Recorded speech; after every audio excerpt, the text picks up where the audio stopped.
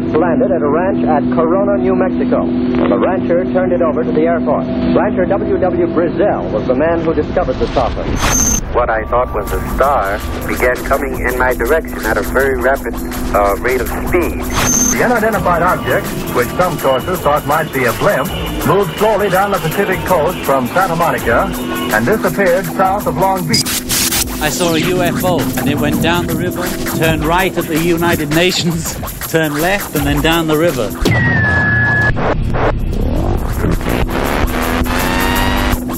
UFO classified. UFO classified. No more plausible deniability. Fact, fiction, or the truth. You decide.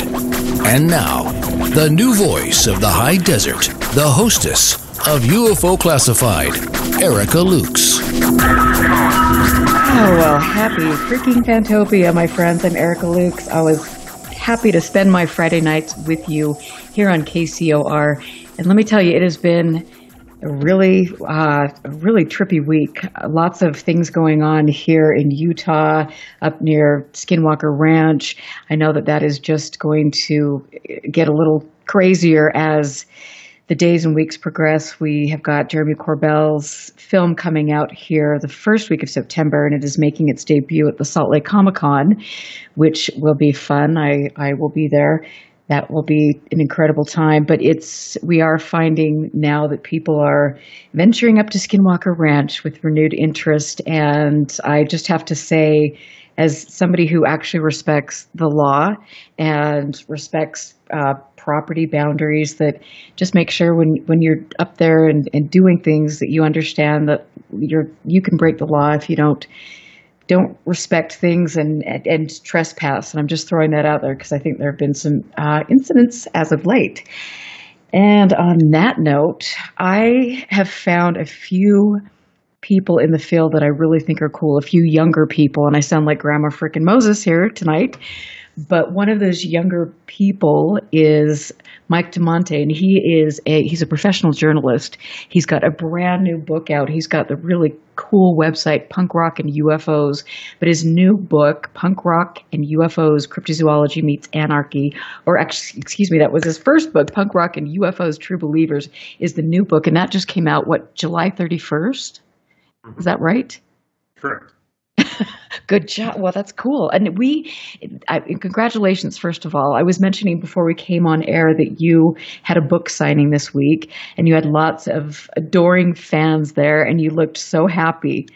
And to me, like, to watch that or to see you post things like that, it thrills me because you deserve that. I think you are such a cool guy. Oh, thank you. That's I feel very humbled right now. I appreciate that. You were one of the first, I think, big shows I did when the first book came out, and I'm happy to be back.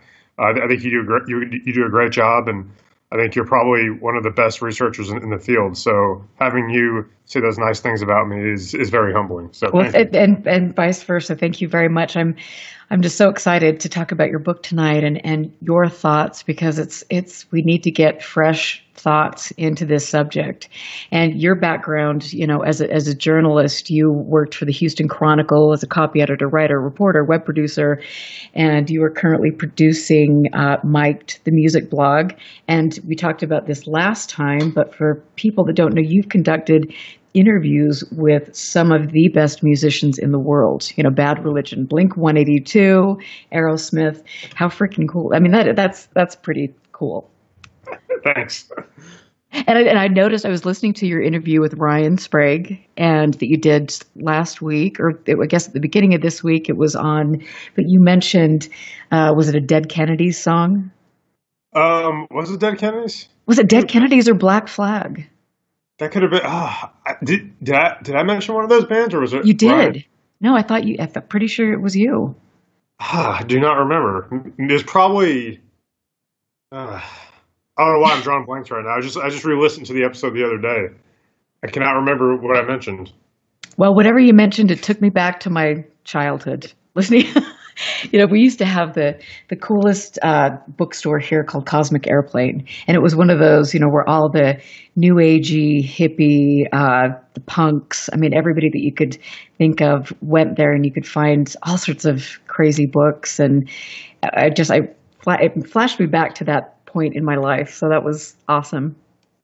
Well, it's funny because, like, even to this day, and I know you consider me like a quote unquote younger person in the field, but I'm in my later mid 30s.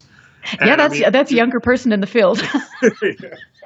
But like, you still kind of hold on to like some of the things that you liked in your childhood and adolescence. The older you get, like you don't really, forget about the stuff that you grew up on and the stuff that kind of helped, mold you into the person you are today. You never really stop caring about those things.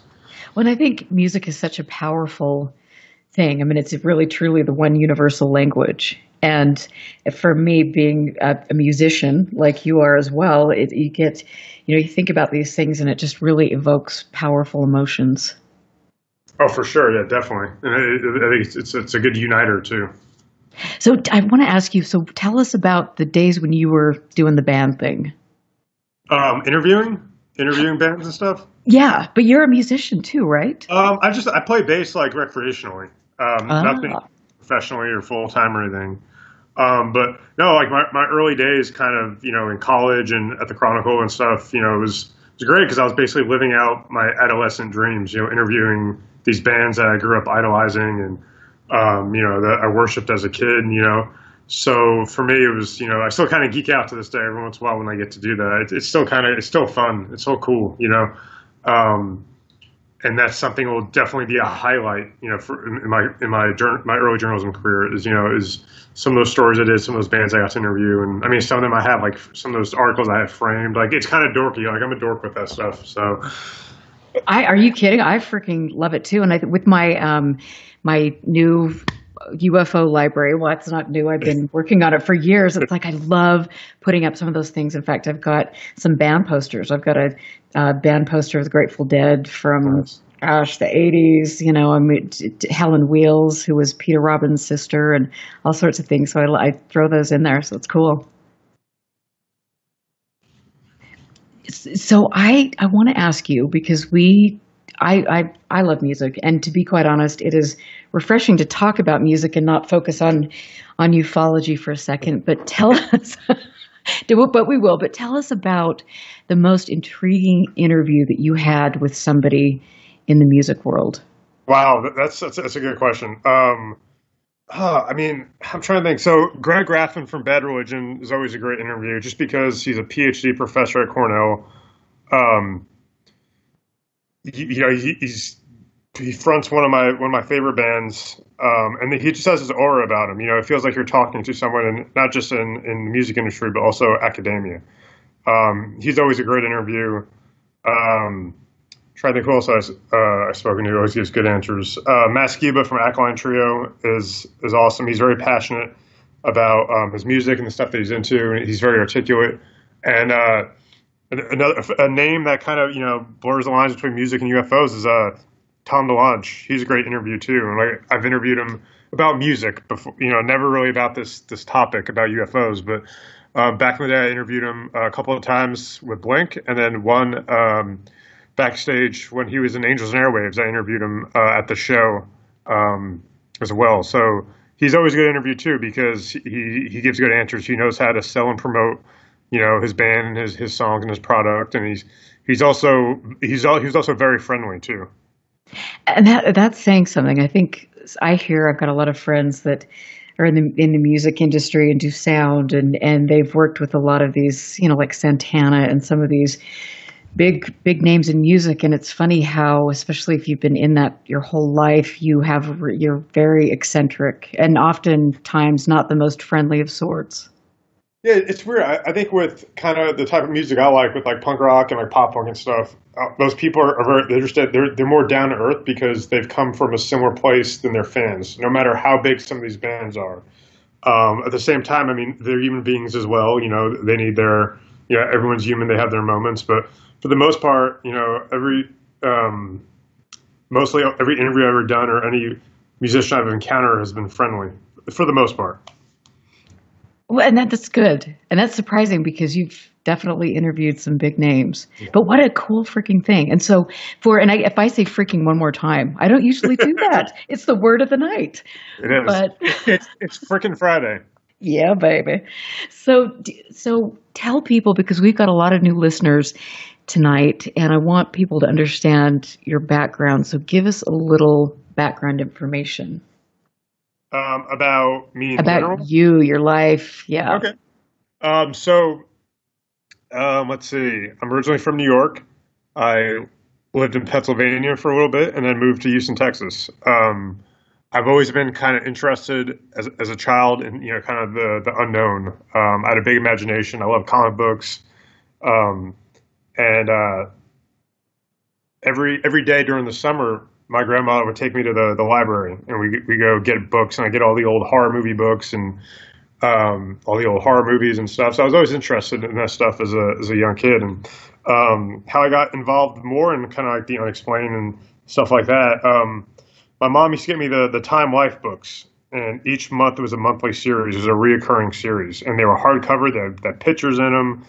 And just as a kid, I was really drawn to them. And one month was the UFO phenomenon, and another month was like mysterious places, and another one was like mysterious monsters. And they all had these, kind of cryptozoologic topics to them. And I just was kind of drawn to that as well. And then later on, I was kind of drawn back into that stuff again, just because I saw something in the sky, and from talking to yourself and a bunch of other researchers, and it's interesting to me that the people who were involved in this stuff, it kind of sparked from something ignited them, and then from then it just kind of their interest just increases from there. So I think that's really fascinating. That's kind of how I got interested in this stuff as well. We said I worked at the Houston Chronicle for about 7 years full time. Now I teach full time. As well, I teach journalism in English, and and I have the book out. And books are kind of addicting. I may have an addictive personality, and I think books are kind of addicting. Now that I've written 2, I kind of want to do a bunch more. So yeah. Well, maybe you could hold my hand while I go through writing my book. Oh, I'm totally down to help. Please, I will. Sweet. Because yes, I'll do it. So, yeah. Okay. Thank you. I have, Nick Redfern and Greg Bishop, all my friends are just like, okay, really. And Barry Greenwood. It's like, okay, let's get that book going on. Because I've got so much research and information, but I don't know. So I will be calling you. I think this is just a suggestion. Since you have so much experiences, and you've talked to so many people about this, I think it'd be really cool if you did like a Utah-centric book about kind of like the history of that area, and kind of like the UFO activity, and maybe like the Midwest or something like that. I think that'd be really cool. And I agree. I think that Utah is to me, it's been, as a researcher, a really mysterious place because you can't get a lot of information about it. I mean, yeah, we've got Skinwalker Ranch, but even that, we never got any of the hard data from Bigelow. And then the little bit that we had from other researchers just kind of disappeared. And that's been my struggle, is to try to get all of these things in one place. And when I found Dr. Frank Salisbury, his archives, which is vast at the University of Utah Special Collections Library, that was really, really incredible. But I will do that. And so thank you for encouraging me. You rock. Yes. And so I wanted to talk about your sighting. So can you tell us what happened when you saw something unexplainable? So I probably saw like the most common sighting or occurrence, which was a colored orb in the sky. And this was located at a part of town. This was in Houston. This was probably about eight years ago, probably. I was coming home from work when I was working downtown at the Houston Chronicle. I worked the night shift, so I come home late. And I saw something which was basically is a very centrally located spot of town. Houston, everything's far. Everything's like 30 minutes from each other. So it was in between, I would say, downtown and the suburbs. And it was just hovering in the sky, and it just kind of shot down and then disappeared. And I remember posting that night on Facebook about it, wondering if people were going to say, oh, you're crazy or whatever, or no, it's just this. And other people commented saying, "Oh, I saw that too." So ever since then, it was weird. Just kind of my fascination just kind of kicked back in again. And then eventually I started taking the initiative to want to research this myself years later. And that is really cool because we probably talked about this on the last show, but when I had my sightings and I was getting ready to post something on social media, I mean, I was like, oh, do I do this? And how do I go about it? Because I'm a business owner and, you know, there are lots of things to consider before you do that, but it was the same type of thing. You know, once you get your bearings and you know how to approach it, and then you slowly start getting input from other people in your area, it's a rewarding thing. Yeah, and I feel like to this day, I think the preconceived notions people have, and you know the fear of what people think, I think that's slowly getting diminished because I think more people are being more open minded to this stuff. I interviewed Donna Lee a few months ago, and she was a big case in the '90s. She was on all the TV shows, her and her husband, and I had no idea that she was friends with my mom, and she lives like down the street from me. I had no idea. Are you kidding? Yeah, no. My mom was like, "Oh, she talked to my friend Donna Lee," and I was like, "Okay." And then I looked her up, and I'm like, "Oh, that's her." So yeah, that's my mom and her have been friends for years. Yet I was just finding out about this like last summer. Wow. So yeah, I interviewed her last summer. I think it was last summer, or no, it was over spring break. And I wanted to do a follow up and talk to her husband, and her husband declined because he just started this new job and was afraid, what people would think. And it's like all this stuff is ready available on Google. If they Google his name, that stuff will come up. But part of me is just like, screw that. Like, you should be comfortable enough sharing your experiences and not have to worry about your employer or anyone else judging you for it, So I think, as the more this, these beliefs and these ideas become mainstream, I think people will feel more comfortable sharing their experiences. I don't think it's taboo anymore where, you live in a small town and your neighbor is going to say you're crazy if you saw a UFO. I think those days are slowly gone or going away. I hope so, because it's what I don't know. The whole topic is so fraught with landmines, and it is hard for people to go places and seek support. And right now, at this juncture in my life, I feel like turning to the UFO quote unquote community for support is probably the wrong way to go. And I'm learning just how divisive and kind of catty it is. Oh Lord, baby Joseph. I mean, it's yeah, we're gonna have to talk a little bit more about this, but it's sad because and just probably like you, when I had my sightings and I was looking to learn more and to find a community that was really trying to research this cohesively, I got into this, and then I quickly found it was just an ego-filled bloodbath, really. Actually, I have a chapter in the new book called Community, and you're actually quoted in it. I think you knew that. Yeah, you're quoted in it.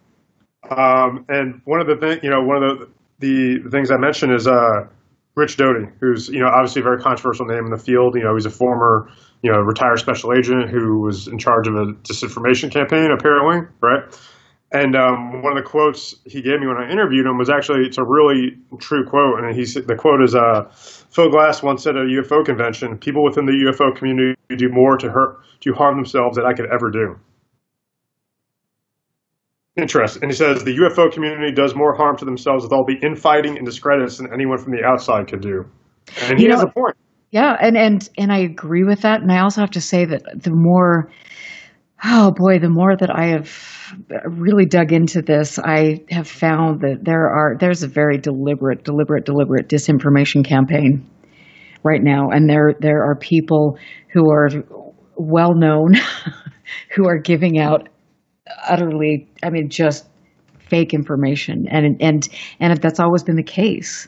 And so whether they're doing that because they're on somebody's payroll or they have an agenda, whether it's political or religious, I don't know, but I really want to caution my listeners to not believe everything you hear on Google or see on the lecture circuit. It's imperative. There's good information out there. You just like I said, I don't turn to the UFO community to find it. Yeah. I agree. Do I sound a little like jaded tonight?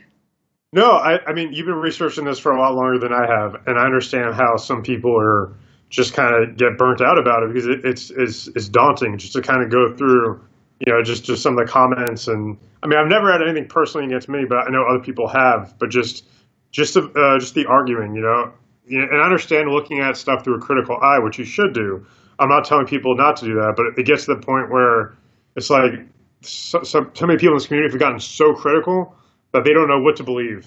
You know what I mean? Like, yes. There's nothing you can show them.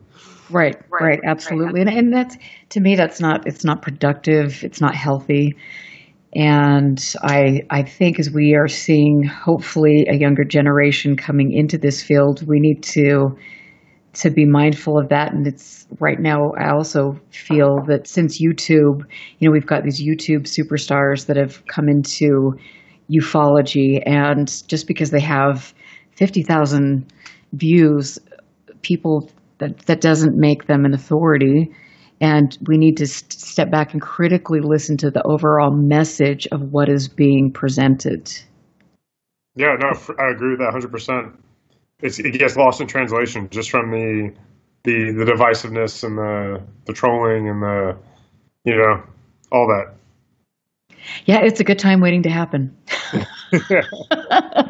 But I mean, I have to say that in a good sense, it has really taught me so many valuable lessons, and I don't regret a second doing this, and I'm sure you feel the same way. I've learned a lot about myself, about the environment, about the phenomena, and it has been a blessing. Yeah, definitely. I wouldn't trade any of it. It's a blast. And it's like I said, it's so much fun to see a fresh face. Praise the Lord. Thanks. Oh my gosh. Yeah, it's so true. So we've got a couple minutes to break, but just tell us a little bit in a little snippet about your new book, Punk Rock and UFOs, or True Believers. Punk Rock and UFOs, I'll be quiet now. No, it's okay. So Punk Rock and UFOs, True Believers. The goal of the book is to try to find this commonality between people like us who research this stuff and the common populace. And I want the book to it's written where if you're not into this stuff and you're picking up a book like this for the first time, you're reading it and you're not lost. You're learning something and you're questioning things and you're engaging. But it's written for people like us and researchers, people who have been in this stuff for years, to read about it and then also get a fresh new outlook. And also, try to engage them as well. So the book has it's written where it pulls from, both groups, where it tries to attract both of them. And the commonality here I'm trying to get people to care about this topic, because that's the goal, is to get people invested and just wanting to believe in general, or wanting to search out the answers to the universe. It's nothing, I'm not saying it has to be pigeonholed to just UFOs or ufology or anything like that. Like I said, the goal is I want people to get into this stuff through the book, and maybe it's people who are never into it before as well. So yeah, like I said, the goal is to try to introduce these new ideas to people and just have them. Good for you. Reevaluate their process of belief and be more open-minded and just kind of go from there. And I love that. And I want to talk more about that, because I think you hit on a really important point. I am Erica Lukes here with Mike Damante, who's got a new book out. You can go right now to punkrockandufos.com to learn all about him. Follow his blog, get the book, and we will be right back.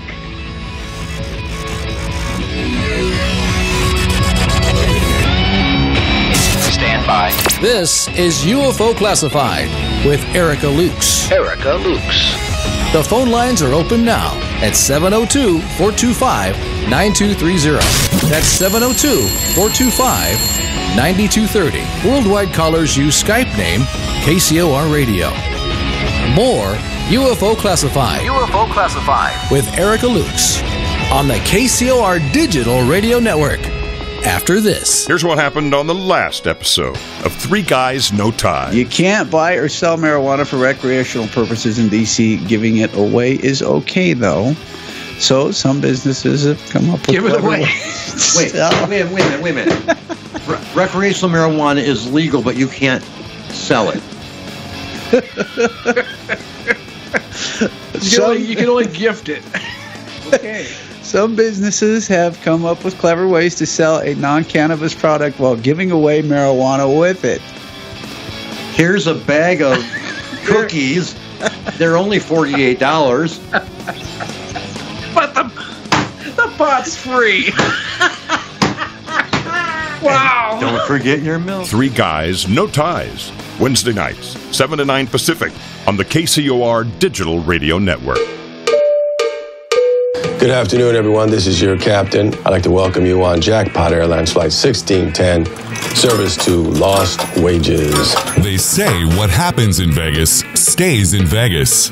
Well, apparently, they need a reality check done Vegas style. Vegas, Vegas, Vegas, Vegas. Tune in Wednesday nights, 9 p.m. Pacific, 12 a.m. Eastern, for Reality Check, hosted by Jessica Johns, exclusively on the KCOR Digital Radio Network. Biggest star in the world, bigger than Britney and Christina put together. If it's happening on the Vegas Strip, you'll know about it here first. You are a dirty little fun haver. Join Jessica Johns as she explores and goes behind the scenes of what's hot and what's not.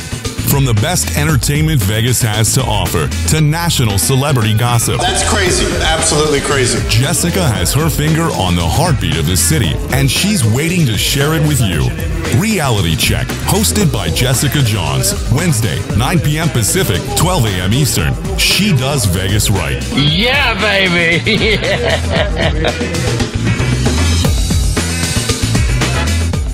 Hamilton was adopted from a rescue in 2008. How could you not love him? Hamilton the Pug's adoption story started at a shelter. Visit theshelterpetproject.org to find a pet near you. Brought to you by Maddie's Fund, the Humane Society of the United States, and the Ad Council. One of the planet's most powerful antioxidant products is here for you to enjoy. Chaga Mushroom Tea. This tea has been used as a potent natural health solution for thousands of years. In fact, the Chinese call it King of the Herbs. The health value alone is worth a look, as Chaga Mushroom Tea packs a punch with pure vitality and smooth energy. It's 100% wild crafted, safe, and effective. Get it now at arcticchaga.com. That's ARCTICCHAGA.com, or call 916-969-2678. That's 916-969-2678. Chaga Mushroom Tea. Chaga Mushroom Tea. Order your supply today. It's great. I think it's great. It's great. The all-new KCOR Digital Radio Network. Great. Make a note of it. It's great. You're listening to UFO Classified with Erica Lukes, where the truth isn't hidden beneath the black lines of a Sharpie. That's the craziest thing I've ever heard. To be on with Erica, call 702-425-9230. That's 702-425-9230. Worldwide callers use Skype name KCOR Radio. Radio contact. Share your thoughts on the show on Twitter by using hashtag KCOR. Or head over to the live chats at KCORradio.com. The audience goes nuts. And now, your host of UFO Classified. Are you ready? Erica Lukes. Erica Lukes.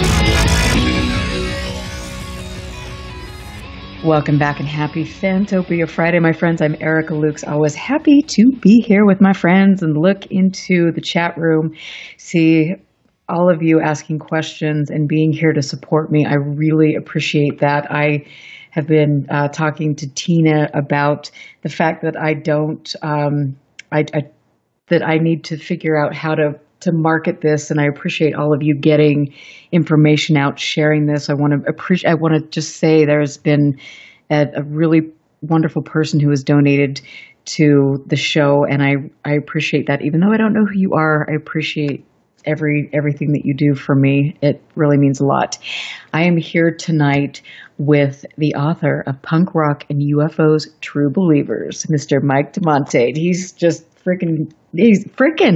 Welcome back. Thank you for having me on freaking Friday. Oh my God. Okay, we started a new thing. I do not know where the frickin' has come from, but I'm glad that you're here with me to A, hold my hand when I write my book, and then B, while I'm using the word frickin'. I'm going to hold you to that, so just okay. remember. All right. I would love it. That'd be so cool. And your new book, Punk Rock and UFOs, True Believers, you're talking about, like you were mentioning before we went to break, belief, religion, mythology, media, and you mentioned that you're trying to communicate this to a wider audience than just the people in quote unquote ufology, which I think is critical because we have, when you go to UFO conferences and you see the people who are investigators, they're over 65. Yeah, and I think there's more young people are getting involved in this because, I teach full time, so I'm around high school students all the time. And you always see students and younger people, they have aliens on their shirts, right? Aliens are on band T-shirts. They're plush toys. Like, it's ingrained in the pop culture, So the young people think they're interesting and they think they're cool. So that's something we have on our side, is that they're kind of already think aliens are cool. So if you get them to kind of look beyond the cool factor and actually academically start learning something, then we're on to something. And I think it's important. After I wrote the first book, I kind of gained some more Twitter followers and stuff. And I was at a friend of mine's show. They play in a band in Houston, and two of the people there came up to me and they recognized me because I think we share mutual friends with the band. And they said that, yeah, man, we really liked your book and we got into this stuff because of your book. And I was like, that's really cool. And that kind of goes back to kind of like the punk rock ethos, in bands and stuff, you kind of, you start off, you have a Fisher Price or a starter kit for a certain band. You get into that band and then you start learning about other bands and it kind of, spawns from there. And it's the same, it kind of goes with everything. And, the same thing with kind of ufology, it starts with one book or one author and one researcher, and then it just kind of snowballs from there. So when I was writing the second book, that kind of really stood out to me how, even though it was a small percentage of people liked the first book enough to get into that still kind of, it spoke to me, so it says something that really resonated with me. And I know, I'm not going to sell 1 million copies, and I know I'm not going to be the biggest name in the world, but I was like, if you could just get 10 people to read your book and care more, about these topics and these unknown answers and the universe and, why we're here and, all these kind of upper level thinking, I think you've done something right. I have to say that's like the coolest thing for me too. Like I was speaking in Cedar City and I had someone come up to me and said, Eric, I drove all the way from California and, I've got something I want to talk to you about and brought me a really cool gift. And I was just sitting there. It was so humbling to me to have to know that even one person out there got what I was trying to say and working my butt off to try to get out there. So I like that you appreciate that and you're not taking advantage of people by kind of honing into this market, which I think some people who are prevalent in the field have done. Yeah, we were talking about that kind of off air too. Like I had no idea. We're not going to put it on blast how much some of these people make. But, I had no idea some of these researchers make this much money speaking. And I understand, people should be paid for their time, and I get that, and for their travel. I understand that. But some of the fees you told me were astonishing. It is astonishing, and I think, I don't know. I hope someday that I can garner a fee like that because I know I probably put in a lot more time researching this than 99% of the people in the field. But I think for me right now, what is critical, and you're tapping into that, which is excellent, is the fact that we need to be able to move outside of ufology and then get a younger I keep saying this younger generation, but to get new people energized and looking and wanting to get out and research or, get away from their cell phones and look up. And that's critical. It's also interesting, and I want to get your opinion about this, to see this YouTube movement and to see how much absolute crap is out there. And I'm fearful that some of these new people in the field are going to look at this and then buy into some of the things that are being promoted. It's a really good point because I didn't even think about that, the whole YouTube generation, because the younger people are kind of the YouTube generation. So many of my students, I'm like, what do you want to be when you grow up? What do you want to do? Oh, I want to be a YouTuber. Or they'll mention somebody who's famous. I'm like, who is that? I never heard of him. Like, oh, it's a YouTuber. So the youth is already attracted to YouTube and, these people with these online personas with not necessarily any talent. Or credibility, but kind of that's what kids dig, So and then I could just imagine somebody getting on YouTube just to research this topic, because that's where all the nonsense is, all the hoax videos, and all the all the films that are obviously not real, and that's one of the things. I teach journalism as well, and teaching journalism is you kind of have to tell the kids to differentiate between what's opinion and what's news and what's real and what's fake. And I think people really need to have that critical eye going forward. They do it. I want to run this by you because I think this is an important topic, and I want to try to make this give people something to think about. And I want to know if you've caught this.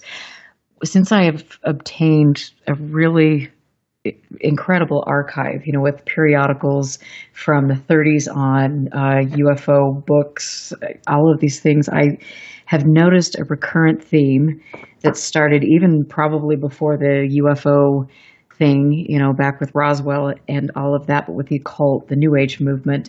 And there's a very interesting element. I think politically, I think that kind of the fringe element that is tapped into this subject and is pushing the one world agenda, the Illuminati, this kind of Annie get your gun kind of scenario. And and it's to me, that's alarming. And I think that we have to be really diligent right now to set boundaries and say, this has nothing to do with the research of UFOs or unexplained phenomena. It doesn't. It's funny that they kind of get, not pigeonholed, but they kind of get lumped together, ufology and conspiracy theories. And I always thought that was weird because, people have been researching this stuff forever, and it comes to the point where it's not necessarily conspiracy theory, at all. It's just more of a underdog science or a unexplained. And it's just funny how they get lumped together. Have you ever read the book, Behold a Pale Horse? I did a long time ago, and I need to reread it again because that book and the author are quite controversial, aren't they? Yeah, I had to stop reading that book. It was messing with my head so much because it makes you not want to believe that anything is real, and that's dangerous. That's dangerous to a lot of people. That's why I think conspiracy theories in general are dangerous. You see what happens, in real life. When people go shoot up a pizza parlor because they think there's a pedophile sex ring happening in there, So that's why I think it can be dangerous. And the fact that sometimes it gets lumped in with ufology is it's kind of weird to me. I don't think they go hand in hand. Yeah, and they shouldn't, but unfortunately they do. And I think because some of these, I don't know, whatever you want to call them, unbalanced people probably get in there and they think that they can steer the narrative and push political ideology and all of these things. And then they've got a crowd that is really looking for answers and is perhaps maybe a little more gullible because of that. Yeah. And that's a better way to put it. But, this is, it's alarming, and that shouldn't be the case because all of us who have experienced things have had really profound, sometimes traumatic experiences, and we shouldn't have to look for an organization to report a sighting to and be belittled, or we shouldn't have to get into this and be filled with crap that, we've got the secret space jumpers from Mars going into their wet rooms or whatever they're doing, and this kind of stuff that is not verifiable. It's not, let's just get back to some of the facts here. Yeah, you don't have to necessarily subscribe or be a part of any organization to research this stuff. That's what I kind of like about it. I appreciate the people who do it independently. I wish that some of us had, organizational or corporate backing and a financial backing to research this. That'd be great. But, I think one of the things I wrote about in my blog, I did a story on kind of us, and I think I interviewed you as well, and kind of like what we do for day jobs, because ufology doesn't pay. We do this because it's a passion. Sometimes it's an expensive hobby, but this is something we're passionate about, and we think it's important that people care. So, I think, we're doing it for the right reasons. And thank you. And I love that. And it's always been awesome for you to reach out to me. I really appreciate that. But it is, there are a core group of us out there that really genuinely care. And I am grateful to know a lot of them. And a lot of them are older researchers that are trying desperately to find anyone to pass information, critical information to. And so to have you, to have, Ryan, to have some of these other people that we can work cohesively, which is what you mentioned in your blog and book, it work and get information out to different people, perhaps away from ufology. That's going to be an important task for us. Yeah, and just to try to add on to what we were talking about earlier with like conspiracy theories and people, logging, us in with them. Like, to me, in my new book, I kind of talk about mythology and religion and pop culture, and none of those things are fringe. None of them. And there's a lot of commonalities, and there's a lot of pieces between all those things and the stuff that we believe and stuff that we study. It's all connected. One of the things, I have a chapter called Stranger Than Fiction, and I used to be opposed to kind of people who wrote nonfiction and write fiction. I thought it may blur the lines and stuff. This is something I kind of debated for years, and now I'm kind of more open-minded to it because, there is a lot of commonalities between fiction and nonfiction, and everything is based on something, a truth somewhere. So I think this is kind of how we find those commonalities, and a lot of the research and a lot of things I've been reading kind of has opened my mind to that as well. I'm not a religious person. I have a religious family. I'm not. But the more open-minded I get about the stories that are in religion, I go, that could have been something as well. And isn't that, all of it's so fascinating. And in your interview with Ryan, you mentioned Jacques Vallée, who's, of course, a big influence on all of us. And he has gone back and looked at all of these things, as have other researchers throughout, recorded history. And he did a great book, Wonders in the Sky, with Chris Aubeck. And it's curious just to see how we all have different terminology for the same types of phenomena. Yeah, that's interesting. Yeah. It's weird. It's all under the same umbrella, but some people call it different things. It's interesting. And so with the religious aspect, what are your thoughts on that and how that plays into the phenomena? So I interviewed Jeffrey Kripal. He lives in Houston. He's a professor of religious studies, and he's an author as well. He's featured in the documentary Love and Saucers. He's interviewed in that, and he's also written many books about the topic. One of them I'm currently reading called Mutants and Mystics. And when I was interviewing him, he was saying to me, basically, these experiences are as common as water. And he doesn't mean that literally, but he's saying people are having these experiences more so than we think. And he brought up the Bible, for example. And if we look at the Bible nowadays, the Bible is made up of what we would call paranormal stories. And he has a point. Back then, if those things were not happening, right, that could have been, par for the course. But now we read those things, we're like, oh, no way, or that's an act of God or it's a miracle. So it's really interesting to me to kind of look at, these religious texts from a different standpoint. And I have been doing the same thing too. I live here in Utah, and we know what the predominant religion is here. Mormons. I know, shocker. But to read, and I've been really doing some research on the Mormon Church and the history and the visions of the prophets.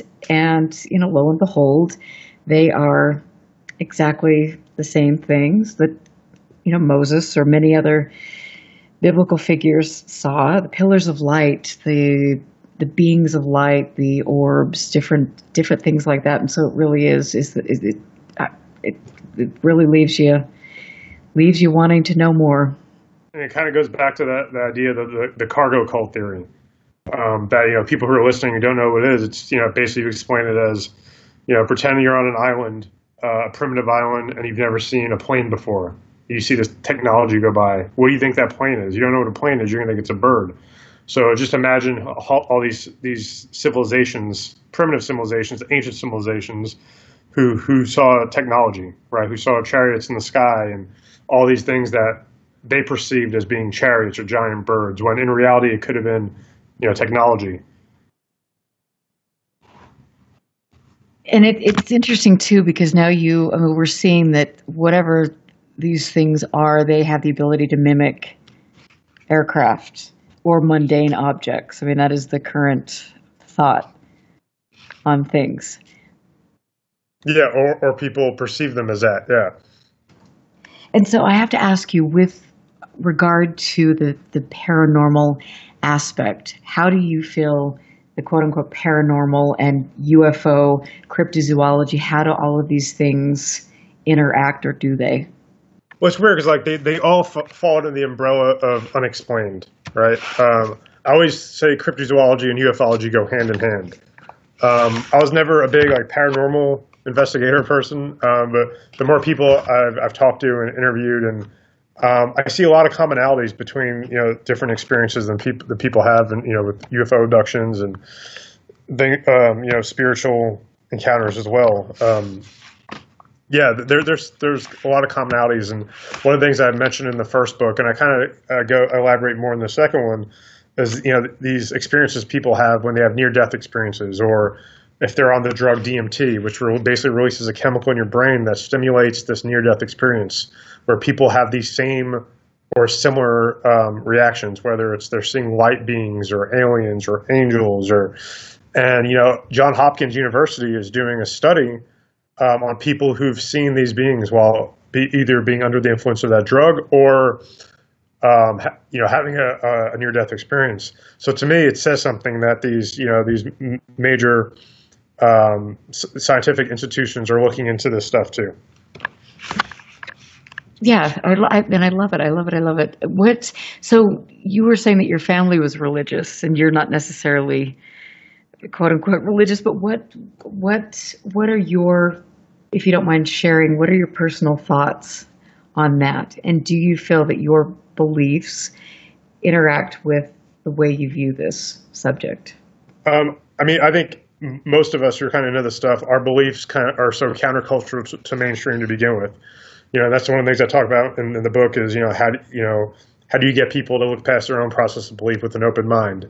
And, some of the stuff I theorize in the first book, I theorize that, there's people study biocentrism, which is this idea that consciousness lives on. And I kind of theorize, what if our consciousness travels with us when we die? And what if, quote unquote, heaven isn't necessarily heaven in the biblical sense, but it's this place where our consciousness travels to that we cannot get in, we cannot reach it in our current state of being. And to me, that doesn't sound too far out, but to somebody who's really religious or they're set in their ways, that may be at odds with someone's beliefs. I think God is like a universe rather. I was talking to my mom about this today, because my mom is very religious, but she's also very, she's into kind of the unexplained as well. And, I differ with her because I don't think God is this power that acts unilaterally and is partisan. If anything, if there is a God, I think it's just more of the energy of the universe, rather this being that, says, I'm going to appoint power to this person, or I'm going to, do this, that's kind of where I disagree in terms of with religion. And, but the stories in all religions I always think are fascinating. It's just the dogmatic aspect that kind of turns me off. Yeah, absolutely. And it is, and I go back and forth. I mean, I think, I am a very spiritual person. Personally, I have a very strong belief in God or something greater than myself. And that's me. I've had many experiences in my life where I feel that whatever this force is, God, it is intervened in my life, and that's been pretty profound. But I also, it's hard to go through this and try to be objective about it without having, especially when you're having personal experiences. Is like, this is, at the end of the day, this is, whatever this is communicating with me or interacting with me and nobody else in the same way. And so how do I not impose my beliefs on this? It's I don't know, it's mind-blowing. And I have lots of dialogue with myself late at night. I don't know, but it's so, I bet your mom's really proud of you, isn't she? Yeah, she is. Did she, how did she feel about you coming out and writing about the topic? Oh, she's cool with it. Apparently, she's had some experiences too, that one day she says she writes them all down, that I'll read about them one day. The reason why I don't ask her too much about them, just because she's had so many alleged experiences. There's so many, not like paranormal stuff and kind of religious stuff. She claims she's had so many of them. There's just a lot. There's a lot to kind of take in and figure out what is which. So someday I'd love to hear them and read about them. Well, that would be important for you too, and that's what I've been trying to ask my parents about. Please write down the things that were significant to you, because this is all, as we see, this is familial, and that's an important history for all of us to have. So that would be cool for you. I love it. Yeah, for sure. And I wanted to say, Mike, thank you for coming on the show. We've got another hour, and I want to get into some more about both of your books and perhaps some more controversy and how we're going to make great changes in the field and all of that. But I want to tell people, go to his blog, which is Punk Rock and UFOs, and get the book Punk Rock and UFOs True Believers, which just barely came out. You can get that on Amazon or Barnes & Noble. So get that. Let me know what your thoughts are. And Mike, thank you so much for being here. Oh, thanks for having me again. I'm having a blast. I know, and I'm looking forward to hour 2. I don't. Well, trust me. I think we're gonna get a little jiggy. That is just so 90s. I can't believe I said that. I don't know. Some of these things I'm coming up with tonight. It's a little frightening. But the 90s is the best era, I think. Really? Yeah, I'm a 90s kid. Well, you must have been like 5, 6, grade school. The 90s. I was 9. Well, I was born in 82. So yeah. Well, it's time for break and a midlife crisis. So I'm Erica Luke. I will be back after the break. Stick around. Listen very carefully. This is Houston. Say again, please. Houston, we've had a problem. This is UFO Classified, live every Friday night, 4 p.m. Pacific, 7 p.m. Eastern, exclusively on the KCOR Digital Radio Network. The truth is out there, just waiting to be discovered. And now, if you will, accompany me on a journey to the future. For more information on the host of UFO Classified, Erica Lukes, upcoming guests, as well as links to the past shows, visit her website at UFOclassified.com. UFO Classified. UFO Classified. UFO Classified. This is KCOR Las Vegas, home of the Digital Radio Network, broadcasting from a shack just south of Area 51. Wait, that doesn't exist. This is the KCOR Digital Radio Network. Now for the news.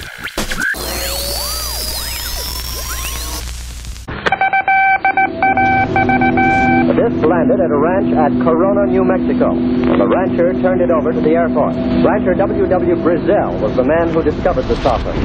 What I thought was a star began coming in my direction at a very rapid rate of speed. The unidentified object, which some sources thought might be a blimp, moved slowly down the Pacific coast from Santa Monica and disappeared south of Long Beach. I saw a UFO, and it went down the river, turned right at the United Nations, turned left, and then down the river.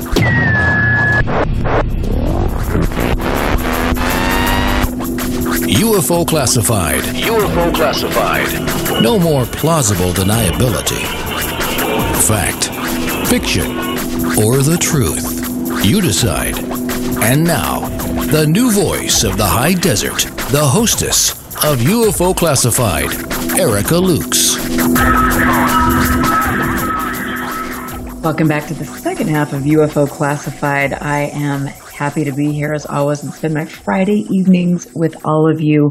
Thank you for supporting the show, for sharing information about that. I really work very hard to get information, to get researchers on the show that I feel are credible, that have important things to say. Last week was no exception. Dr. Eric Davis was on the show talking about his work at Skinwalker Ranch with Bigelow, with his new role in To the Stars Academy, and that was a very interesting interview. I've noticed on a lot of different social media chat rooms that people are talking about the interview because of some of the things that he said. So I would encourage you to go to our archives, listen to that interview, and also listen to Zach Van Eck, who I interviewed, who was the first journalist that broke the story on Skinwalker Ranch all those years ago. Listen to my interviews with Ryan Burns, who is my friend. I spoke with him today. He's up right by Skinwalker Ranch giving me some reports. All of these people I've done, since Utah is my home state, I have done a lot of research, and believe me, I get people on the show that can give you insight about that. So I will be cutting down some of my shows with regard to Skinwalker and Utah and putting that in one big compilation so you can get to that. But stay tuned. There's a lot going on here. I am here tonight with Mike Damante, who's just got a new kick-butt book, Punk Rock and UFOs, True Believers, which is a call to arms for the common populace and the UFO community to come together to better understand this. This is critical, and I think I applaud you for doing that. And that's one of the things that Tom DeLonge, I feel, in To the Stars Academy, that they are trying to do is reach a different demographic. Because you don't need to convince the UFO community. They're already convinced that something is happening. So how do you reach the entire planet? Are you asking me? How do you well, reach yeah, I'm just talking, and I'm going to throw that out to you because I think that you're trying to do that. I mean, I think it's so hard. I mean, there's people who believe that, there's been this slow kind of, not disclosure, but this slow kind of,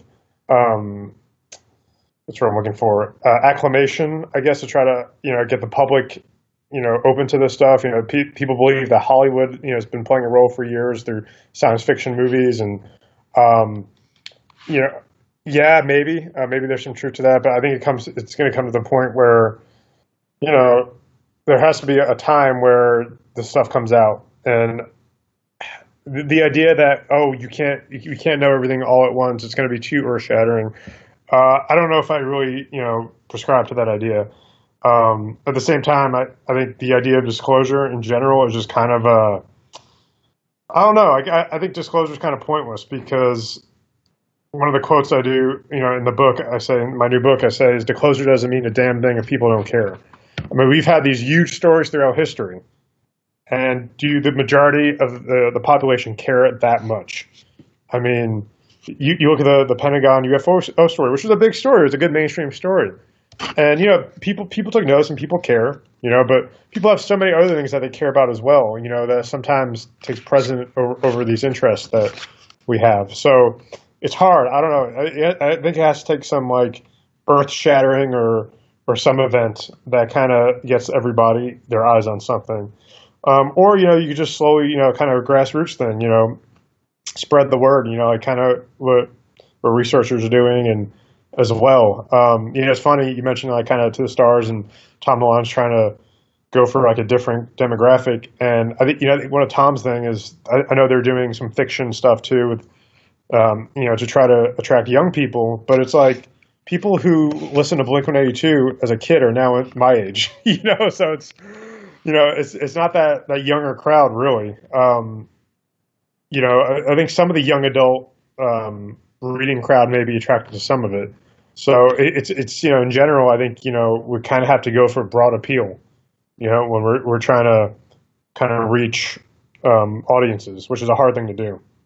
It is a hard thing to do, and I think the one thing that has been cool and accomplished by To the Stars is they've been able to go out to the New York Times, to CNN, to Fox News, these places, and get information out that we've never seen this, regardless of what other people say, and we get these little factions trying to discredit what they're doing. But I honestly think that they have accomplished quite a bit, and they don't have a lot of people in place. They don't have a full-time publicist or A, B, C, and D, and so it does take time, and then you're dealing with getting the government to release things and all of these ins and outs, and people are stomping their feet up and down. Okay, now, and the government doesn't work that way. I think all of this takes time, and for me, I know and understand that this has been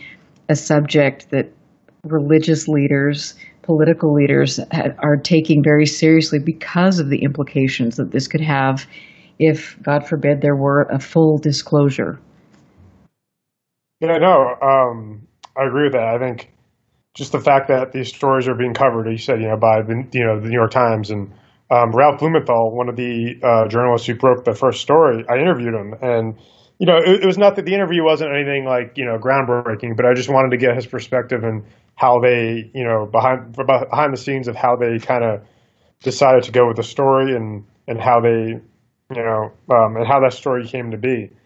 And I mean, it just, to me, it says something that, these bigger outlets are covering this stuff. And I think that's a step in the right direction. It may not be what everyone wants, but hey, if UFOs get 5 more minutes of mainstream coverage on the news, then good, so be it.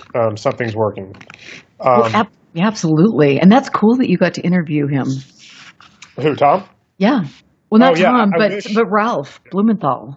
Oh, Ralph Blumenthal, yeah, he was super cool. I reached out to him, and I just said, hey, I know he's an elder journalist. I was like very respectful. I didn't think he was going to give me the time of the day, and he's like, yeah, when are you free? Just call me.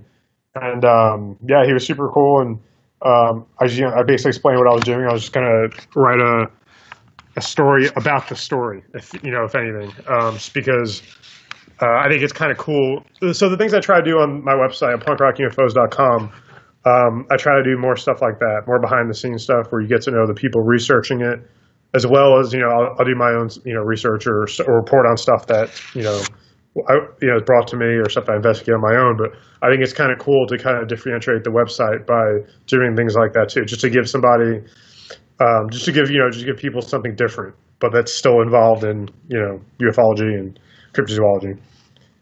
And I love that. I'm just looking at your blog right now, and there's a blog post that you wrote about not another celebrity UFO show, and it's. Oh my God, the first line is like, it cracks me up because I did try to get through that show with Rob Lowe, and that didn't work for me so much. And now, what's his name? Zachary Quinto has one where it's like an unexplained show, and I watched it last week. It wasn't bad, but it's like these celebrities do not need these shows. We need these shows. And I mean, honestly, get somebody with some depth in the subject. Yeah.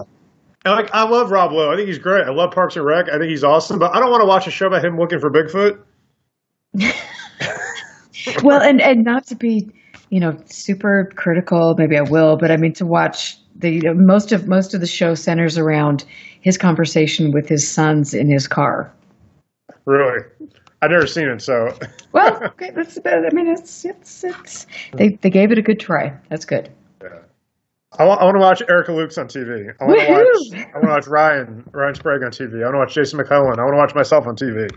I don't want to watch Rob Lowe and Zachary Quinto and whoever's next. I don't want to watch Hilary Duff in Search for the Loch Ness Monster. Oh, you know what? Actually, I kind of might want to watch that with a bottle of red, some popcorn, my girlfriends. Could make a night of entertaining TV. I have a question for you real quick. Yeah. I listened to last week's show with Eric Davis, and I don't know if you said it or maybe I missed it. Did he say if any of the material was physically going to be in Earth Tech at Austin? Because that was never really made clear when the Adams project was announced, that if the actual material was going to be there or they were just going to be working with Earth Tech. And then that's kind of one of those things. I don't think we have confirmation either way, but my understanding is that's what they are trying to do is acquire the material to bring to Earth Tech to analyze it. That's awesome. That's very close to home to me. It's about 2.5 hour drive. Well, I like Austin, so Austin's great. So and that's actually I reached out to Spectrum News Austin too, and I kind of tipped them on that because they had me on the news to talk about the Pentagon UFO story, and then I hit up my contact. I'm like, hey, do you guys know this is going on in your backyard? And they were unaware. So hopefully, that could be news in the city as well. Well, it'd be interesting to see. I hope that they can break some ground with this. And we were talking on the break and about, To the Stars and some of the flack that they've faced. And I want to get at the end of the day, what are your thoughts on their efforts to come forward to do this? Do you think it's just another disinformation campaign or like dangle the carrot over here while we go over here? Or do you think it's an attempt just to bilk people out of millions of dollars? No, I don't think it's that at all. I think their business model is kind of problematic, the whole donation thing. That's a whole nother kind of issue. And then I also think that infrastructure-wise, that they need to build, I think, more on it, just because I know how Tom's companies have worked in the past, and if it's anything like those, and it's not a knock on them at all. I'm not trying to knock, the previous companies, but I think you need more people. But I think the people he has are people who come from obviously working for large institutions like the government and, defense contractors and stuff like that. But I mean, I think what they're doing is interesting, and if anything, if it brings more awareness and the fact that they're now partnering with Earth Tech, which is something we should have saw coming, because before the To the Stars Academy was even announced, Tom DeLonge was in Austin meeting with Hal Puthoff at Earth Tech. So it kind of comes full circle that this is what those meetings were about, not just to get Hal on board, but to kind of, I guess, bring Earth Tech into the fold. So it's interesting that all these secret meetings now kind of mean something. And, this wasn't really publicized, but they also met with Blair Bigelow before the Academy was announced too. So who knows?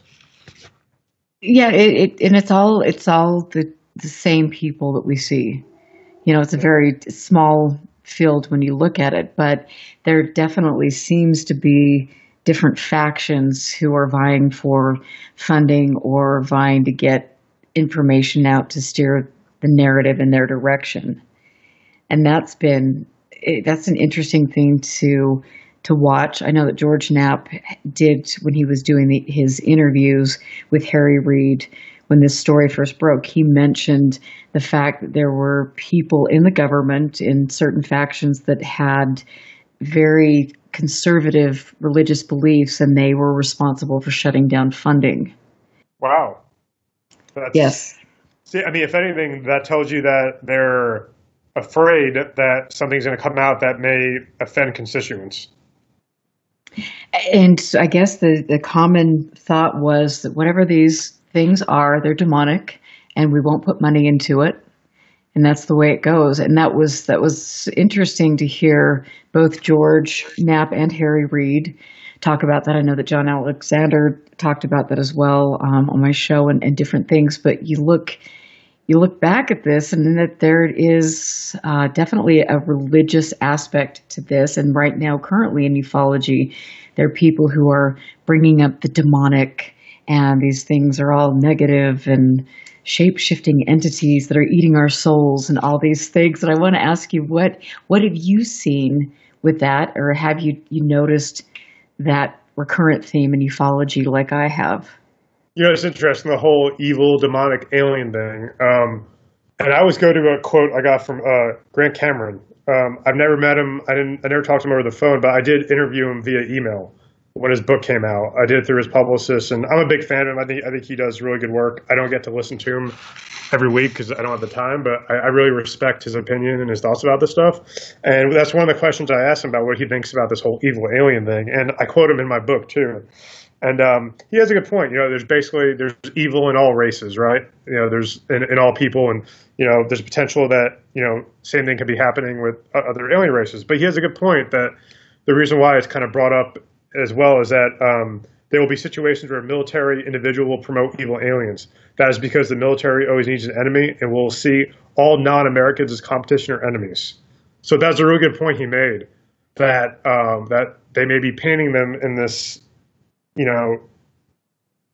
evil, quote unquote, demonic light just to have an enemy just in case. And now that you bring this up, this idea that certain conservative politicians were kind of shutting down this bill, I think that kind of speaks to that too, is,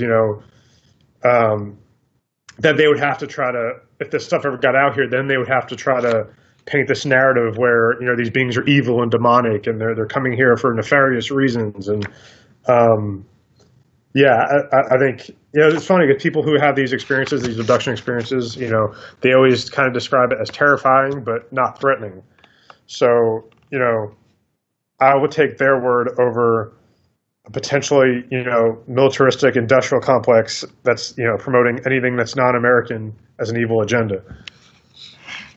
Well, and two, we've got, again, it's like it goes back to the belief systems. I know with the paranormal things. I mean, I lived in my late 20s. I lived in a documented haunted house. It was absolutely incredible. And it was funny to hear my friends or people when I was talking about this say, well, if I saw, a cupboard open and something happened, or I saw A, B, C, and D, I would think that was the devil or something negative. And it's like, for me, I just thought it was really, really cool. and so we all, I think a lot of people think because it's unknown that it is something inherently negative. And I don't believe it is. And I am to the point now where I look at research that is being done in other parts of the world, and I look at the way they're very they're grounded in their approach, and they're not rushing to this. It's demonic, and Armageddon is coming, and get your food storage out and get the guns and let's get ready to rumble. Because I think that the kind of that rhetoric we're seeing is specifically that's happening in the United States, and that is affecting the UFO community in a negative way. Yeah, I think, you said these people in other parts of the world. I think that speaks volumes to kind of how we are as a country and how we behave in general. So, yeah. So tell us more about your book and your thoughts when you were doing research. And I'm sure when you started the book and when you finished the book, your thoughts perhaps shifted with regard to your research. Did they? Yeah. So this book was more. So the first book was more kind of theoretical. There's more. It's more theory driven, more idea driven. This one, it still has those theories and these ideas and these questions. And try to push people to think a different way. It still has that as well, and almost like a persuasive element to it. But at the same time, though, I really wanted to talk to people in the field and different voices, and I really wanted it to be a cohesive effort. I didn't want to just be me talking about stuff. I wanted to do more research, and through the time I wrote the first book till now, I've done a lot more research in general. So I wanted to include all those things, and I was able to draw more conclusions as well. And I was able to speak to people, not just in ufology, but, involved in pop culture, from Marvel Comics, to academia, to college professors. So I really wanted to have a diverse, I wanted my sources to be diverse as well. So I was able to pull from a lot of different areas, and that's the part where I kind of want it to be I want a lot of things to be represented in here. So I wanted someone to pick it up and read it and say, oh, I've heard of that, or I haven't heard of this. This sounds interesting as well. So, some of the theories that I mentioned, I kind of give examples of, and even some of the ones I don't, it's something where someone can say, oh, what is that? I'm going to look into this. So that's kind of what the approach was. And it kind of, it morphed from me from starting to write a better version of my first book into something where kind of an important call to arms, just to try to get people engaged and thinking differently. I really wanted to kind of bridge the gap between, us and people who were just learning about this topic, or, basically just be able to synergize both groups. Because, we're all kind of looking for this higher level of consciousness, right? So that was kind of the goal. And, the title of the book kind of happened so organically, True Believers. It's actually a Bouncing Soul song, which is a punk rock band. And the song has nothing to do with UFOs or anything like that.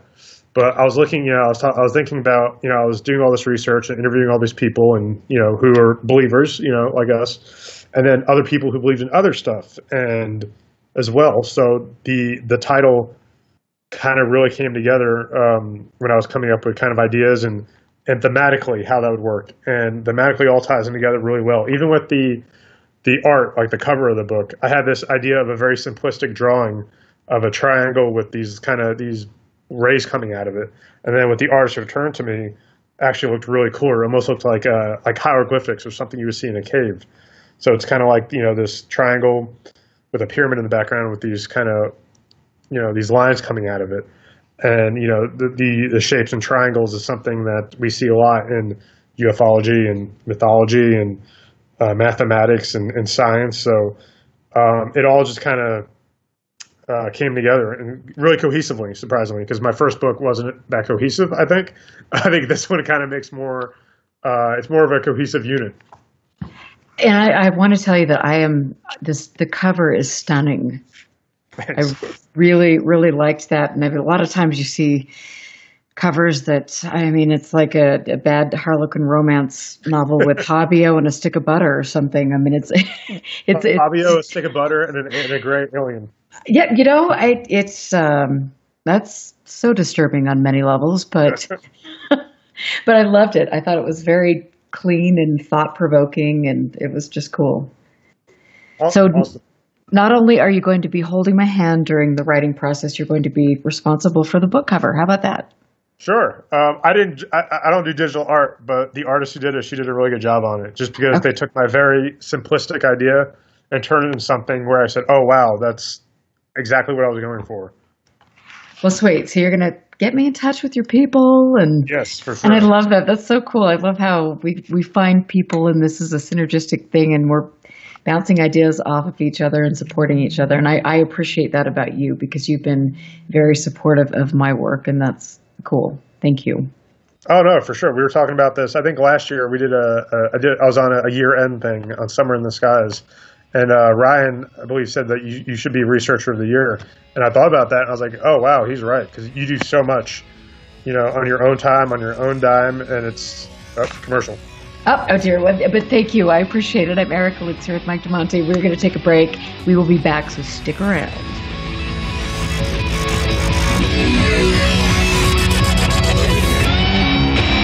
Stand by. This is UFO Classified with Erica Lukes. Erica Lukes. The phone lines are open now at 702-425-9230. That's 702-425-9230. Worldwide callers use Skype name KCOR Radio. More UFO Classified. UFO Classified with Erica Lukes on the KCOR Digital Radio Network. After this. 1 million miles till midnight. A story of timelines, artificial worlds, simulated races, and the galactic imprint, and the destiny of a blue world called Earth. 1 million miles till midnight, written by Solaris Blue Raven, is a journey through the mind's eye, which allows the reader to surf a wave of technological and multidimensional intellect, revealing a bridge between conscious design and the truth. A multidimensional bleed-through awakens the world of artificial intelligence to set sail into the frontiers of a vast multiverse, morphing planets and terraforming ascended worlds beyond the linear programs of a fated race. 1 million miles till midnight will awaken, inspire, prepare, and enlighten one to the many multidimensional states of consciousness and worlds we reside in. With every cell and atom, we are this truth and multiverse. 1 Million Miles Till Midnight. Written by Solaris Blue Raven. Available now at Amazon.com. Don't wait. Get your copy today. It's great. I think it's great. It's great. The all-new KCOR Digital Radio Network. Great. Make a note of it. It's great. If ever a breed was affectionate to a fault, it's the Golden Retriever. They're people dogs, pure and simple. And the Golden Retriever Rescue of Southern Nevada needs your help. If you would like to volunteer, foster, adopt, or donate, go to the Golden Retriever Rescue of Southern Nevada's website at grrsn.org. That's grrsn.org. Or call 598-GOLD. That's 598-GOLD. Gee, it's so quiet. Too quiet. Terribly quiet. Awfully quiet. Do you have an hour to kill? Well, crank up those EVPs, spirit boxes, and walk the haunted halls of the unknown with UK's very own paranormal investigator, David Cook. You guys ready for this? The Ghostly Hour, live Sunday, 2 p.m. Pacific, 5 p.m. Eastern. And now, you're mine. Come hear first-hand accounts of some of the most famous ghost sightings, photos, and videos from around the world. Skeptics, believers, and spirits both good and bad. Welcome to the Ghostly Hour, hosted by David Cook. Live every Sunday, 2 p.m. Pacific, 5 p.m. Eastern. Exclusively on the KCOR Digital Radio Network.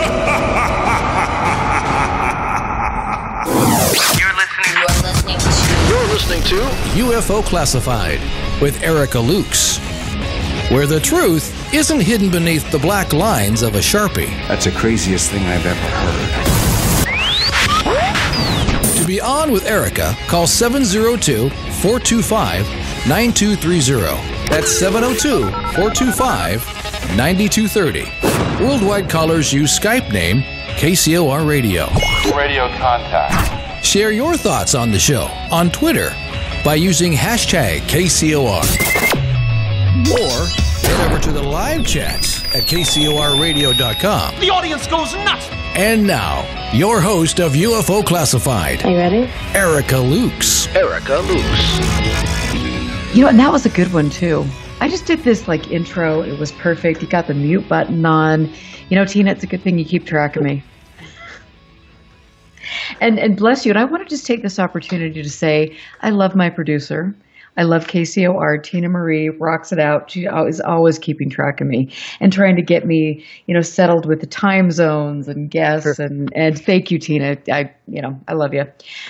But on that note, I was just mentioning how much I care about all of my listeners. I appreciate you reaching out to me, and I apologize if sometimes I can't get back. I wish I had more of me to go around and to communicate, but I am grateful for you, and I really, truly, passionately believe that this is a subject that we deserve. We need to look for answers. We need to find good information.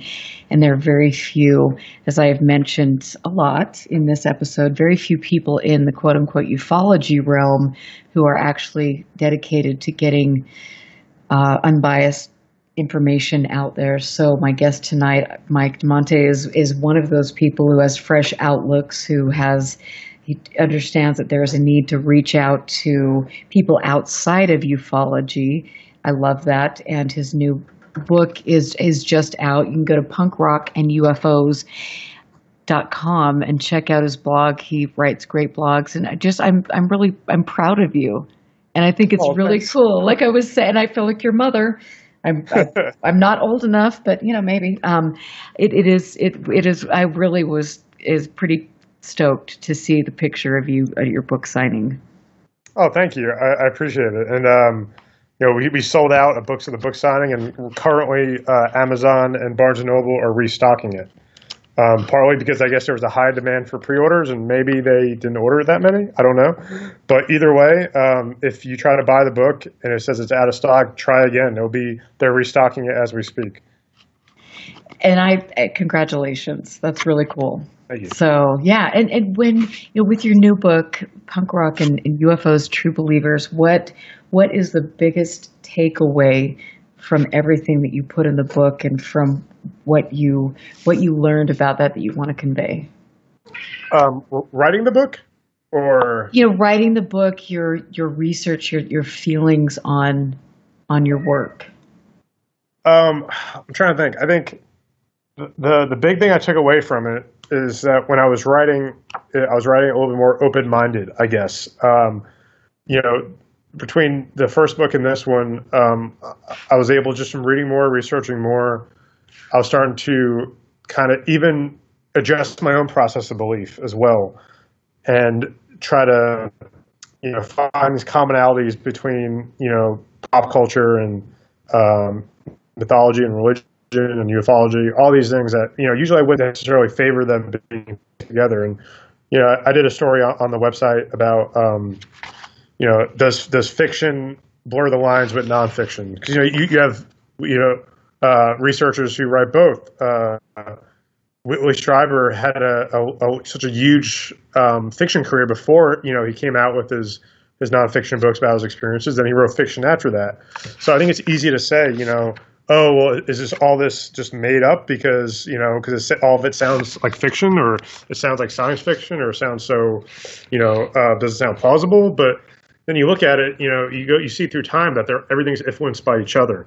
Nonfiction and fiction are influenced by each other as well. So just kind of being more open-minded to the fact that, that there's probably some truth in religious stories. What if mythology, what if 25% of mythology actually existed? It all kind of makes sense. And, these ideas of, kind of gods among men, and, that's explored in pop culture and in comic books, and, and it all kind of collaborates with, mythology and these stories that, in folklore and in science to some degree too. I think, that was the parallels I was able to draw at the conclusion of this book, that things are more connected than we think. Yeah, absolutely they are. And that's been the big, that's been the cool, mind-blowing joy for me, to research all of these things. To research religion, to research ancient civilizations, to research Native Americans, indigenous peoples. All of this has been such a cool learning experience. But how do you, I want to ask you this, because I think this is a question that I really feel all my guests should answer, but how do you feel the United States government has dealt with the topic? And how do you think they're doing that now, like historically and in current time? Well, current time, the whole idea of a space force, people always ask me about that. And I don't think it's going to happen in this administration, just because I don't think they can get anything right. But that's a whole other discussion. It's hard because you read stuff from people who've claim to be insiders and who worked for the Pentagon, and part of me believes them, and you also have to be skeptical as well. Could this be disinformation? And that's kind of this seed has been planted in all our heads. What's true and what's not, and that's up to us, to decide what we believe in, and what we research, and as well. I think they know. There's some people who know a lot more, who are in the know than others. I always kind of look at some of these leaders of other world governments who come out and said stuff that should be front page news everywhere, and it's not. It shouldn't be relegated to, weird news or anything like that. So, I think people have known, world leaders have known, and they've said things, whether it was kind of dropping a breadcrumb and, drop hints here and there, or they said something blatant as well. That's confirmation to a lot of people. And I think it should be to more people that, hey, look, these former Pentagon officials are confirming that, what happened at Roswell, or Paul Hellyer, former Canadian defense minister. I always kind of go back to him, just because everything he says is so blatant, And this is somebody who obviously had security clearance and had a big position in this country's government for him to come out and say this stuff so openly. So, I mean, there's something there. Well, and that'll be interesting. And I think it's when you look at To the Stars Academy and kind of some of the troubles that they have getting, well, I mean, I think they've done a fabulous job, but getting this taken seriously. And you mentioned in one of the first segments that because this doesn't affect us in a daily sense, we don't think about it. We don't take it seriously unless there is something really profound that affects us for the rest of our lives. And I wonder what it will take for people that don't have experiences to really embrace this subject and to take it seriously. And I also looked back at what the United States government did to marginalize the subject. And To the Stars Academy has a lot of work ahead of them because of what the United States government chose to do decades ago to discredit the subject. Yeah, I feel like at this point, it'd be hard for them in this day and age with, media and social media to try to discredit it just because, I mean, whether you agree with the theories or not, but, the ancient astronaut theory is kind of mainstream. It's on, it's on primetime TV. If they really wanted to, they would shut that down, right? I mean, you have the Pentagon UFO videos. You have, people, you have shows like people like us, shows like this. The Men in Black aren't knocking on our door, So, I mean, this information is out there and it's been out there for a long time. And I think, it's almost pointless for them to even silence it because I think they know that the general public doesn't care enough. So I don't think nowadays the effort doesn't have to be as concentrated to try to, keep down some of this information. I mean, Project Blue Book came out and did anyone care outside of us? I mean, really, no, you know what I mean? I'm not trying to sound too harsh, but when Project Blue Book was announced, and whether people believe in what's in there is factual or not, nobody cared. That should have been front page news. I know, and I mean, I've had personal relationships where my sentiment, I mean, my feelings, my passions went one way, and I thought and argued this is the most important thing on the planet. How can we not care about this? This changes everything. And yet most people don't care about it. But the Project Blue Book days that did kind of stir something in the public.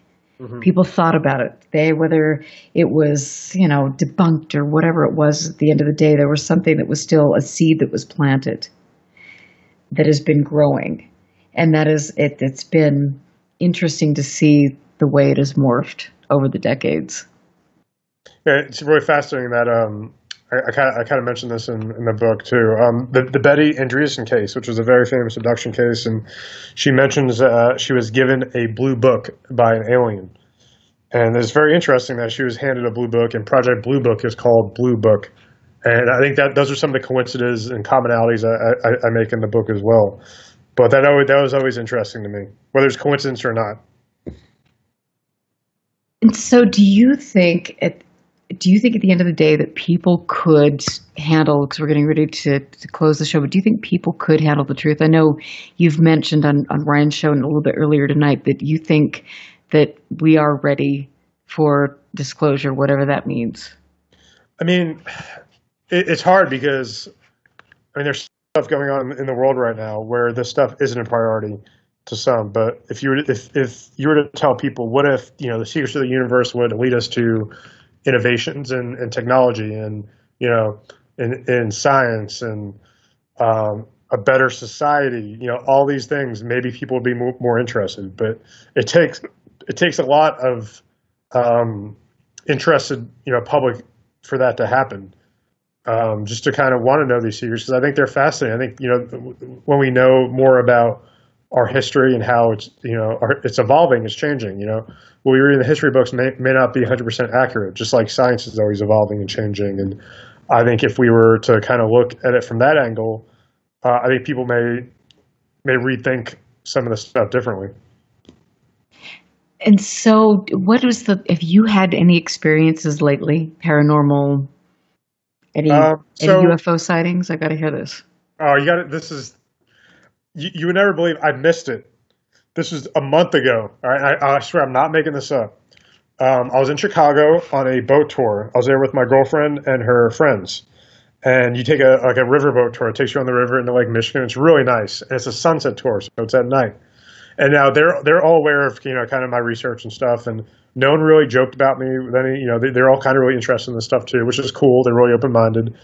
And I'm on my phone at some point while we're on this boat where I should be looking at all the beautiful architecture and stuff.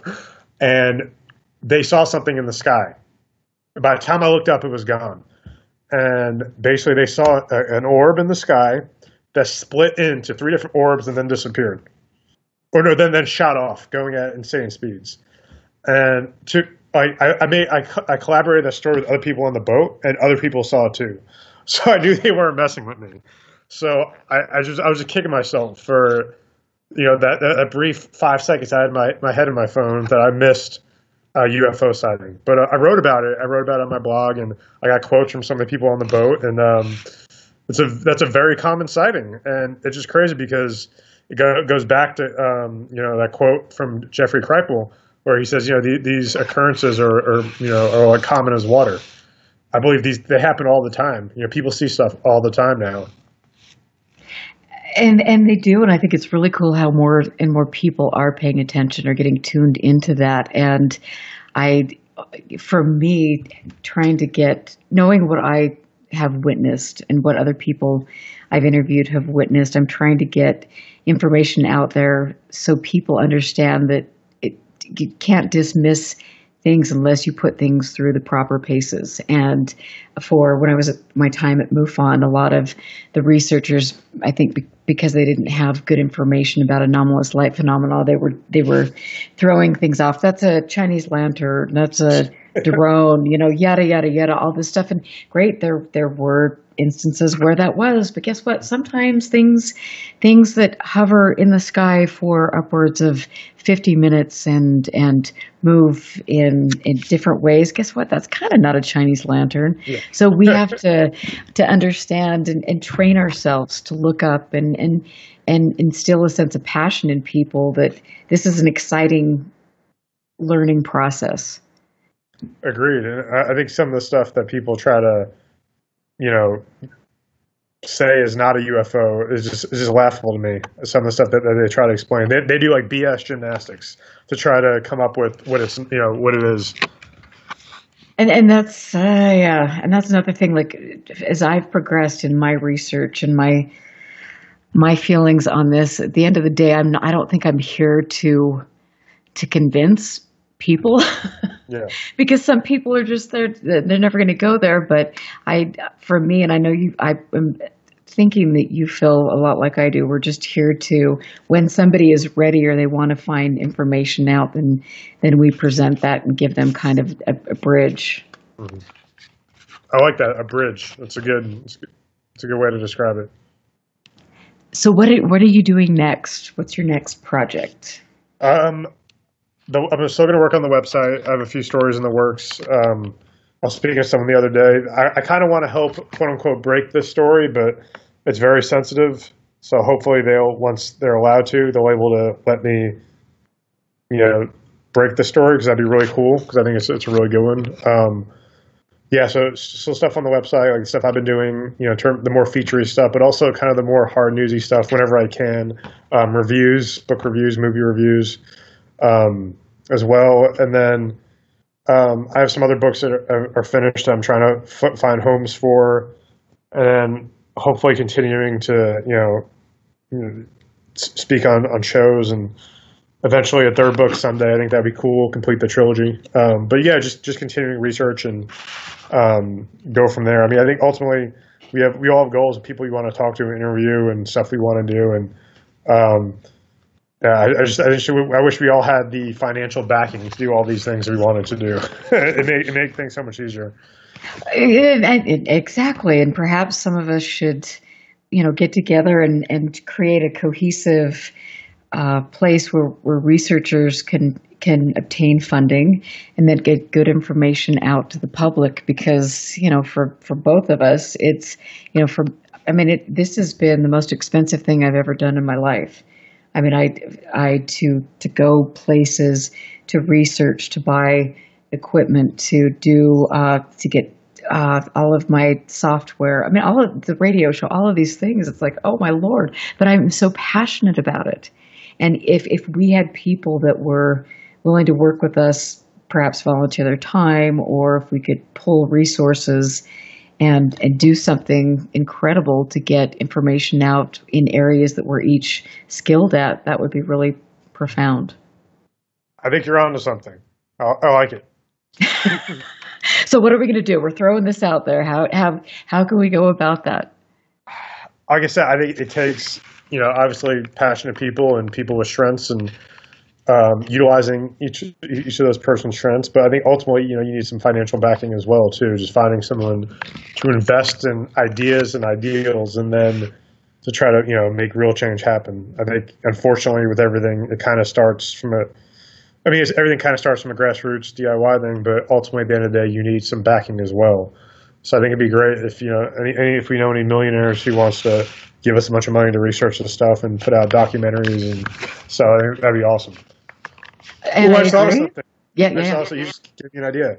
What if someday this became part of the educational system? Like a ufology class, like an elective class. How cool would that be? And I love that idea. I will tell you that when I was over in Hessdalen, I mean, they literally have the Oxford University, part of their engineering program, they take students of engineering out there to learn how to use science to collect data on unexplained phenomena. Oh, that's awesome. Oh God, it was so amazing to see these college students hike up and camp out in really harsh conditions for days at a time to collect data, and then to see how excited they were to utilize technology to do that.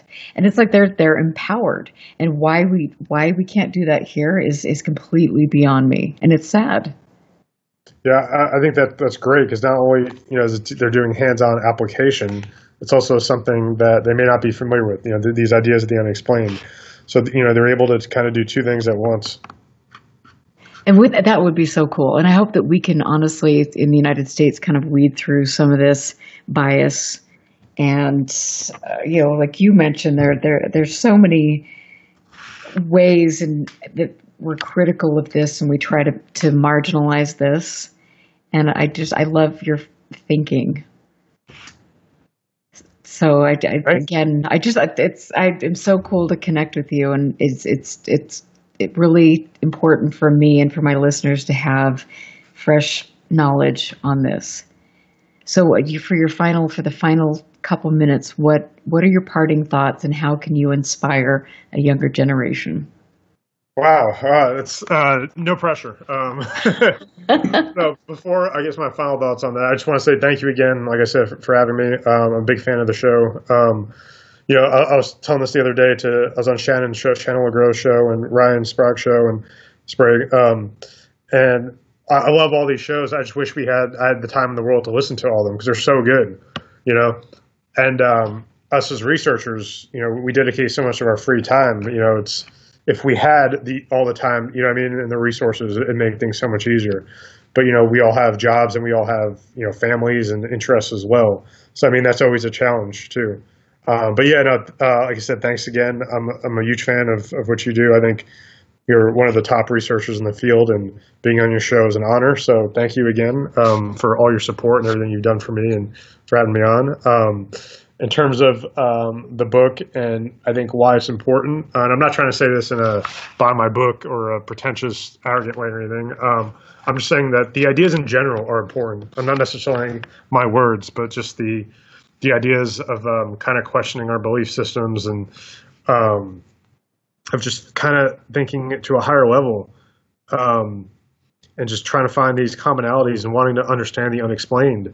There's these secrets of the universe that are just there waiting for us as a human race to kind of get fully engaged and energized and actually seek these answers, because there's a handful of people. There's more than a handful, obviously, but in comparison, there's a small group of people who are actively researching and searching this stuff. And some of these secrets could already be discovered, but they're marginalized, or they're not mainstream ideas, or not enough people know about them. And I think people need to know about them, whether they agree with them or not. That's up to those people to kind of make those informed decisions on their own. But just having these other viewpoints and these ideas and these theories and these investigations and this evidence, having this huge pool of resources from people to kind of pull from, I think that's important.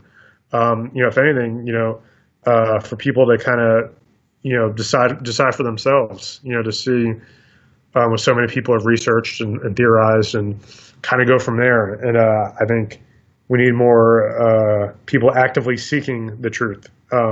It's one thing to kind of want to know the truth, but it's another thing to actually take the time out and seek it. And I'm not saying you have to jump right down the rabbit hole and get fully immersed, but even if it's the next book you get, you never read a book about UFOs, you get a book about UFOs. You start from there, or maybe pick up some books about mythology or other religions, or just go from there. And I think the need for wanting to find out this stuff is important. And I love that. It's there. I remember just being so wide-eyed and bushy-tailed when I came into this, and it is I clearly need to go lock myself in a closet and maybe have a refreshing day. but it's such a wonderful time when you first learn about the subject, and there are so many important things to learn about. And again, I appreciate your work. I'm so grateful that you were here tonight. I will always support you. And I want to say, go to Punk Rock and UFOs. Mike Damante's got a new book, which is Punk Rock and UFOs, True Believers. So go check it out. And Mike, thank you. And I will catch you next week. Stick around for Rolling Miranda. Listen very carefully. This is Houston. Say again, please. Houston, we've had a problem. This is UFO Classified, live every Friday night, 4 p.m. Pacific, 7 p.m. Eastern, exclusively on the KCOR Digital Radio Network. The truth is out there, just waiting to be discovered. And now, if you will, accompany me on a journey to the future. For more information on the host of UFO Classified, Erica Lukes, upcoming guests, as well as links to the past shows, visit her website at UFOclassified.com. UFO Classified. UFO Classified. This is KCOR Las Vegas, home of the Digital Radio Network, broadcasting from a shack just south of Area